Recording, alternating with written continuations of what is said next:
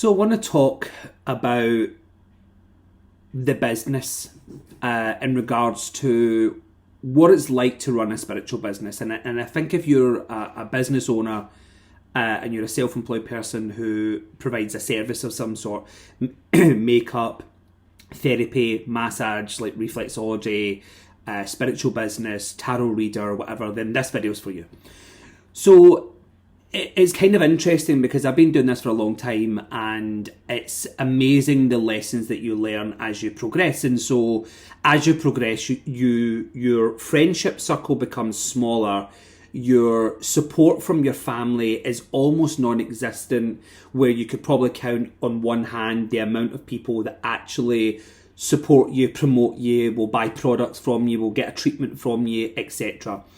And so, I mean, obviously I'm not going to read for family, but when I have events on and I have other things happening and whatever else, and, you know, not even so much as a share button, you then realise that you can't rely on those people. So then when you look at that, and also, you know, you hear through the grapevines of family saying, well, why would I? You know, it doesn't do fuck all for me. And it's almost that mentality of, well, you know, it's not about how someone, it's about being kind.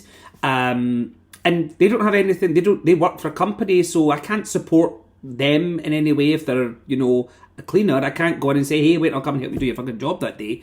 Anyway, so that's just to kind of give sidestep context. So with running any sort of business that provides a service, there is something that you will learn as you go forward, is the people that you can rely on and you can trust. What I get, and it's maybe this is slightly more personal to me, is I get a tremendous amount of people throughout a year looking for me to do things for free.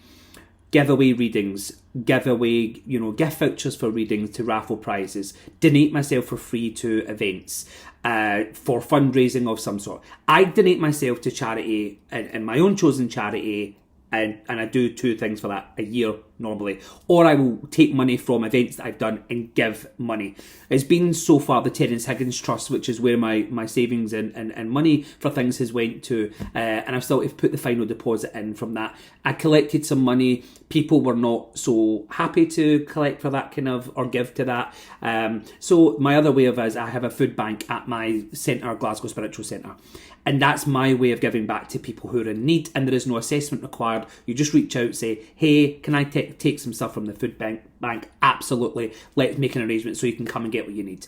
And that's as simple as it is for people. But anyway, that's the way that I do things. And so also I've had business relationships for many, many, many, many years with some places. And when you have management changes in places, then things fall to shit. Because the management then are very uneducated or not educated in the way of that, how the things work. It's not worked. Well, sorry, I'll say that another way. It has worked for 10 plus years. New management comes in and decide that they know bigger and better, and then they do it, and then they do it in a different way, and it's a completely different format. And also they don't communicate with you. I've had venues, I've went and done things, and they just ignore you. So they want you back. You then get in touch with them. They don't respond to you. You think maybe it's just been a missed message. You get back in touch with them. They ignore you, and then they do something else. And so from that, the reason that this video that I feel is important is to share that what you have to do in business in the biggest way that you can is really look after you. So when people, you know, think you're living this glamorous life because you're on vacation and you're, you know, so I've had friends over recently from the States, so we're traveling, all the things that we've done were all prepaid for. My holiday that I went on a few months ago on the cruise was all paid for last year. So people then look and see, oh, look at you, you're living this glamorous, wonderful life. But actually what they don't realise is that these things have been booked and paid for and paid up over time like everybody else. I've had 4 events cancelled in the last 8 weeks. How does that impact? That impacts you as a customer. It impacts the fact that you want to go. People were messaging saying they were so disappointed. I can't believe it's another cancellation.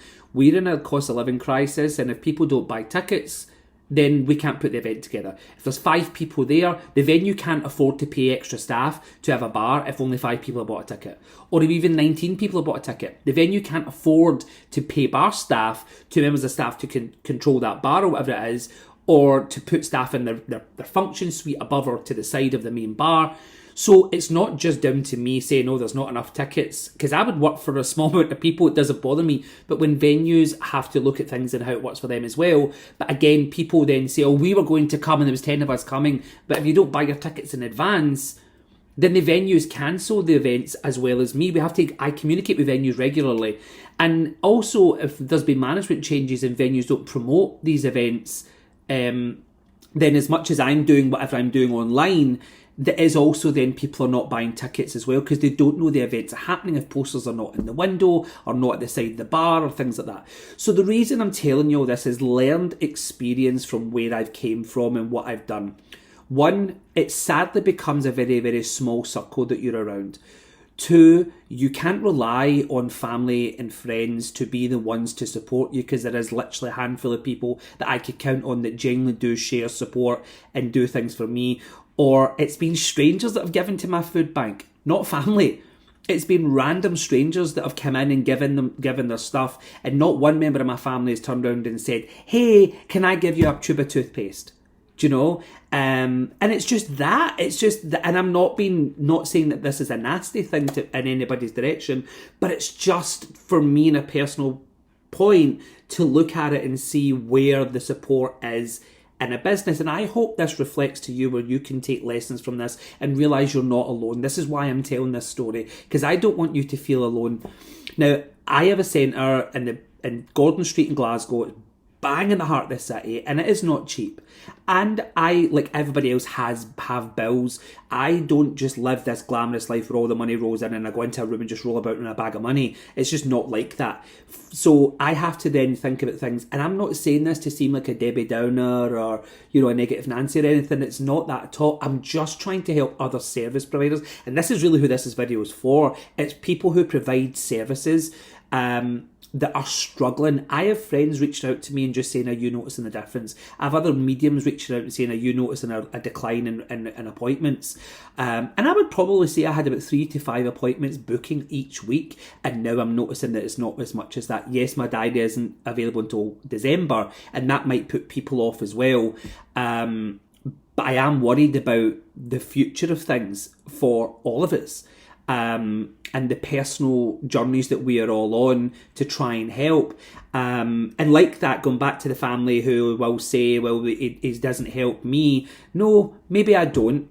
I do try to help others though, and you're included in that. I do with the food bank, I do with my charity, and I also remember I had a conversation with a family member who expected me to give myself for free for a charity event. And I said, well, it would be X amount of money for me to do my thing.